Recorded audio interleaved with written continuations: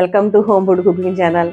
ఇవాళ మన రెసిపీ దోశలండి. ఇదిగోండి దోశల రుబ్బు ఇలా చేసి పెట్టుకున్నాను. దోశలు వేస్తానండి. పుట్టుతో ఉన్న మినపప్పు తీసుకున్నానండి. నేను 4 గంటల ముందు నానబెట్టాను. 1/2 కిలో పప్పుకి 3 గ్లాసులు బియ్యం నానబెట్టానండి. ఇవి కూడా 4 గంటల ముందే నానబెట్టాను. పాలకూర చాలా బాగుంటదండి. స్వీట్ ఇష్టపడేవారు ఇది అసలు మిస్ అవ్వరు. ఇది మా అత్తయ్య గారు ప్రతి సంవత్సరం కూడా అట్ల తద్దికి గౌరీ తల్లికి 9 అట్లు వేసి కూర ఉండి పెట్టమనేవారండి. నైవేద్యంగా పెట్టుకుని మేము చాలా మా పిల్లలు చాలా ఇష్టంగా తింటారండి మా ఇంట్లో. దీంతో పాటు కొబ్బరి చట్నీ కూడా చేసేదాన్నండి హాటు. అది అలాగా తినేవారు. ట్రై చేసి చూడండి. ఎసరు వచ్చేసింది కదండి. మనకు కావాల్సినంత బెల్లం ఇందులో వేస్తాను. ఇది 1/2 కిలో అండి. స్వీటు చాలా మంది ఎక్కువ తినేవారు ఉంటారు, తక్కువ తినేవారు ఉంటారు కదండి. మనం కావాల్సినంత చూసుకుని వేసుకోవడమే. ఇదిగోండి 10 నిమిషాల ముందు నేను కలిపి పెట్టుకున్న పిండిని ఇందులో యాడ్ చేసేస్తున్నాను.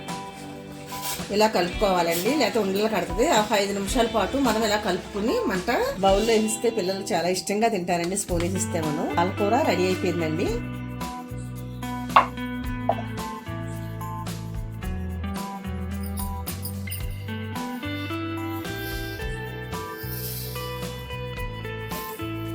ఇది బియ్యం పప్పు కలిపి రుబ్బుకున్నాం కదండి. ఎలా కావాలంటే అలా వస్తుంది. పూతరేకులలా వేసుకోవచ్చండి. పూతరేకుల్లా పలచగా. మన జనరేషన్ ఇలా వేస్తున్నారండి బాగా పలచగా. ఎందుకంటే మా నాయనమ్మ కానీ మా అమ్మ కానీ ఇలా వేస్తే ఉబ్బేవండి. అట్లు మూత పెట్టేసేవారు. కలర్ఫుల్గా వస్తుందండి. మనం బియ్యం పప్పు కలిపి రుబ్బుకున్నది కలర్ తక్కువ వస్తుందండి. ఫుల్ కలర్ గోల్డ్ కలర్ రాదు. ఆ దోశ కూడా వేసి చూపిస్తానండి. ఎలాగో దేనికైనా పాళ్ళు వేయాలో చెప్తాను.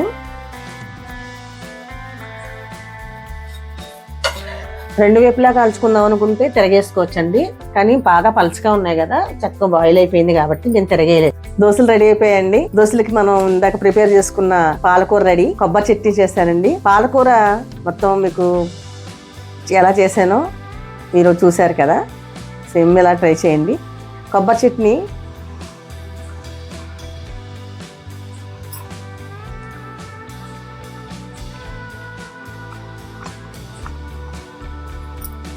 సూపర్ ఉందండి. కొబ్బరి చట్నీ కూడా మీకు తప్పనిసరిగా నెక్స్ట్ వీడియో కల్లా నేను చెప్తాను. అంత సింపుల్గా చేసుకోవచ్చు. సూపర్ అండి.